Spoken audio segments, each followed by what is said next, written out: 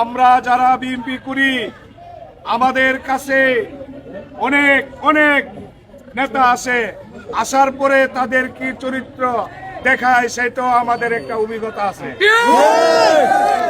আজকে যারা লাপাইতেছে, আমি একটা কথা শুধু বলবো, সরাইল উপজেলা বিএনপির সভাপতি, সেক্রেটারি এবং 101 জনের কমিটির বাইরে কেউ নমিনেশন নিয়ে আসলে কোনো কাজ হবে না।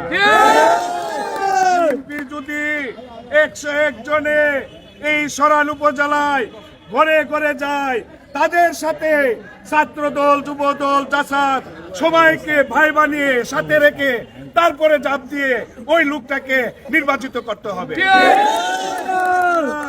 লাপাইতেছে, এই লাপানির কোনো মূল্য নাই।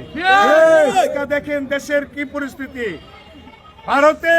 ভারত কি মুসলমান লাইক করে কেউ? ভারতের একটা কমিটি করতেছে যেটা মানে মুসলমানদের মারার জন্য, যেটা এখন ফিলিস্তিনে করতেছে। কে করতেছে? ফিলিস্তিনে ইহুদিরা। আজকে বাংলাদেশের অন্য কোন ধর্মের লোকের কোনো কাজই হবে না।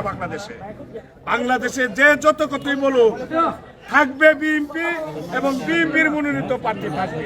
এর মধ্যে অন্য কোন ধর্মের লোকের কোনো, কারণ বিএনপি হলো একটা মুসলিম, মানে মুসলিম ইসলাম বিশ্বাস করে। বিএনপি সবসময় ইসলামের পক্ষে থাকে। ইসলামী লোক আইসা আর এখন যেভাবে এই বাংলাদেশের একটা অরাজকতা সৃষ্টি করতেছে, তাদেরকে আমি একটা কথা বলবো, আপনারা দুর্দিনে যদি আওয়ামী লীগের বিপক্ষে থাকতেন, একটা মামলা দিয়ে দেখান যে আপনি একটা মামলা আইসি।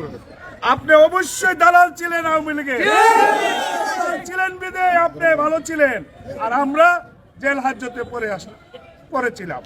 আমি বলবো বিএনপি যেখানে, আল্লাহর রহমতে ওইখানেই আমরা থাকবো।